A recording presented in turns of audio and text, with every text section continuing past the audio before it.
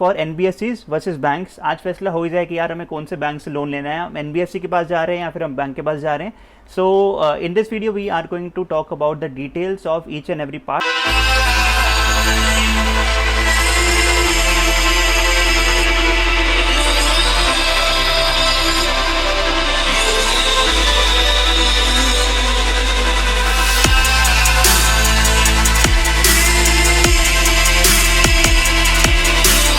I should go for this loan. Okay, this offers me an interest rate of 8%, but okay, interest rate is good. Oh, they are charging the closure loan. I cannot offer to pay after my loan closes, so reject it. Okay, this bank offers me a 14% loan. No, not at all. So if you are anyone who is stuck in the same situation as me, who is going to abroad and who is like confused in which loan he or she must like offer, so this video is for you. So जो मेरे channel पे नए हैं उनको मैं बता दूँ, my name is Rijul and I have previously made videos on these type of topics. For example, in the first video I talked to you about the basic terminology of banks. Whenever we go to a bank, there are a lot of words involved in the bank loan process, right? वो बहुत सारे words ऐसे कहते हैं जो मैं समझ में भी नहीं आते हैं. That video I have covered in the previous sections, and in the second video I talked to you about the various banks as well as the NBFCs which are offering loan. This video is specifically for NBFCs versus banks. आज फैसला हो ही जाए कि यार हमें कौन से bank से लोन लेना है, हम एनबीएफसी के पास जा रहे हैं या फिर हम बैंक के पास जा रहे हैं। So in this video we are going to talk about the details of each and every part. But interested, are they offering, is there any concessions for women, or is there a loan surcharge which they are offering, or is there a maximum loan cap which the loan maximum amount of loan which we can take from each and every bank or the NBFCs. So if you are confused right now and if you want the answer to which bank or NBFC we should go, then this video is for you. So let us start. So before we start, let me give you a brief overview. What are banks? So banks are basically public banks, for example SBI or ICICI or HDFC Bank, which offer education loan when you have to go abroad. And in NBFC stand for non-banking financial companies, and these are basically, you have heard the words, right? Credila, Avance, Auxilo, these all are the NBFCs. So basically banks usually were dominating in the later part, in the early part of 2000s when there were no NBFCs. As soon as NBFCs came into the market, they took the market by storm, and they have like made a huge presence in the market of, because they offer a friendly loan, they do not like take many charges, they do not require a lot of documents. So in this video we are going to talk about NBFCs versus the banks in each and every part, and for each key feature I will be talking about what NBFC offers, what the banks offer, and I will give a verdict of like for example, banks win in the interest rate part, NBFCs win in the women concessions part. So these are all apples and oranges in the same basket. They all have pros, they all have cons. You have to decide. I will give you the key concepts here. So let us get started. So first let us talk about course flexibility. So course flexibility is basically in the terms of bank section. Banks offer a large variety of loans, but they only offer to reputed universities in India as well as abroad. And in case of non-banking financial companies or NBFCs, so they like help you to get a loan for any other university in the world. They do not like care about the ranking that much, and they offer a wide variety of selection for the universities as well as the courses. So in the course flexibility, NBFC is the winner. Next comes the loan coverage part. So both the NBFCs as well as the banks cover 100% of your expenses. The expenses include all sorts of expenses, for example cost of books, travel expenses, housing, food, and if you want to travel anywhere else in the country, and other equipment if you need while doing a master's or undergraduation. So they both cover 100% of your expenses. So both are equal in this one. So I will give equal points to both of them. The third point is loan procurement. So in case of banks, they only offer you a loan if they see that there is a job prospect. For example, you are going for MS and CS, and they will offer you a loan. And for example, if you are going to any other stream which they do not find has good job prospects in the future, they might not offer you the loan. And in case of NBFCs here, they offer a very flexible type of loan procurement. So they do not care what you are going for. They will provide you loan regardless of what masters or undergraduation or what specialization of you are doing. So in this one, surely NBFC is the winner.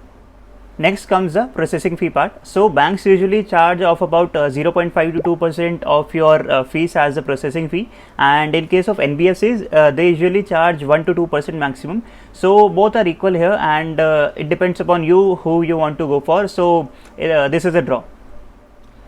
The next point is government subsidies. So banks offer government subsidies for the weaker sections of the society. So if you are coming from a society who is not as financially privileged as other societies, so banks will offer you an interest rate which is like less than what they would offer a normal like person who is coming from a wealthy background. And in case of NBFCs, this does not work. They offer the same interest rate. Like they do not care if you are from a wealthy background or a poorer financial background, they will offer you the same rate. So in this case, banks are the winner. Next comes the security collateral. So in case of banks, there are a lot of things when they provide you the security collateral. For example, if you are taking a loan of less than 4 lakhs, no security has to be given, and if the loan is from 4 to 7.5 lakhs, then a third party security must be given. It does not depend if you have to give the security or not, because if it is between 4 to 7.5 lakhs, then a third party must come in.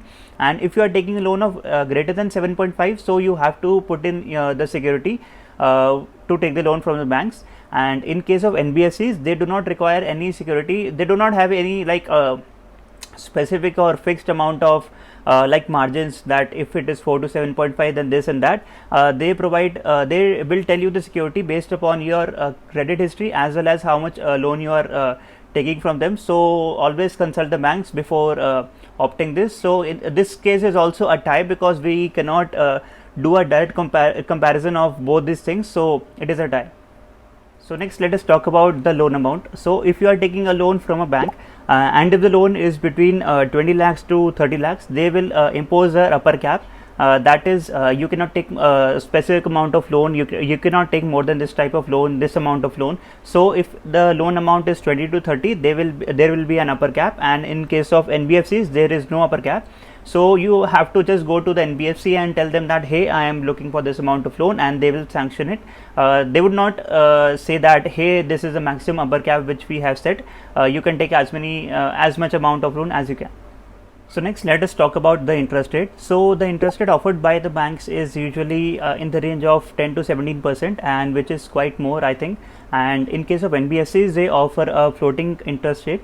If you do not know what is a floating interest rate, go check out my previous video where I have talked to you about the basic terminology of education loans. So go check it out. You will understand what is a floating interest rate. And NBFCs offer a floating interest rate which is, according to my research, less than 10 to 17%. For example, Prodigy Finance is offering a 6 to 7% of interest loan, I think. Yeah. Again, this video is not sponsored by any one of them, so it is strictly according to my research. So in this case, I think NBFCs win. Next, let us talk about the moratorium period. So moratorium period is basically a holiday period given to you from the banks, and moratorium period in case of banks is 6 months to 1 year, and in case of NBFCs, they only give you a moratorium period of 6 months. So in this case, banks win because they are giving you a larger period of time where you do not have to pay any loan. The next thing is the documents required for you to take a loan from each one of them. And in case of NBFCs, you only require 3 things, that is a signature proof, the ID and the residence proof. And in case of banks, there are a lot of documents, so I have made a list. So let me read it out for you. So from banks, there is admission letter, loan application form, 2 passport photographs, study cost statement, PAN card, Aadhaar card, ID proofs, residence proof, income tax return, statement of liabilities and assets, and proof of income. So it is a very hefty process to take loans from a bank as compared to NBFCs. So in this case, there is no doubt NBFCs win in case of documents required. Next, let us talk about the customized services. So customized services are basically the pre-visa, pre-admission loan sanctions, as well as the bridge loan sanctions, as well as the GRE loan. So there are a lot of customized services which you can opt for. And in case of banks, there are a very few banks who offer customized services according to your needs. And in case of NBFCs, I think 90% of the NBFCs are offering customized services. So go check them out. And in this case, NBFC is the winner. So next amount is the pre-closure charge. So pre-closure charge is basically the amount which you must pay after you have closed the loan. So this doesn't make sense, right? You must be thinking that I have paid the principal amount as well as I have paid the interest. Now why should I pay more? So that is where banks come in. They do not take a single penny from you after you have closed the loan.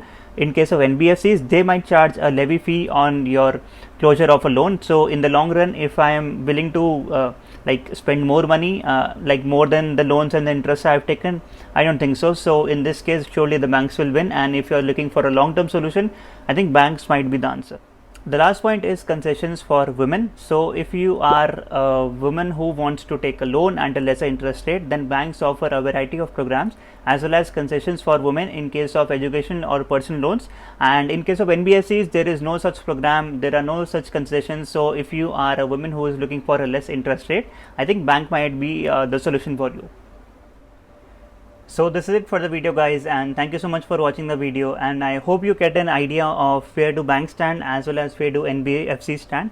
So if you have any doubt, feel free to contact me on my social media handles, as well as my blog is up on my website rsmblogs.com, where you can find all the relevant points of banks versus NBFCs, so do check it out. And also in the next upcoming videos, I will be talking about what is known as a LIBOR rate.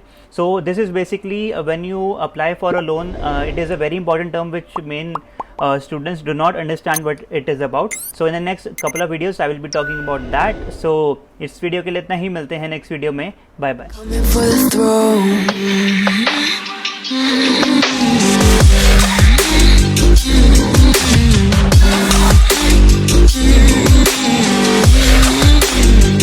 So you wanna be my enemy?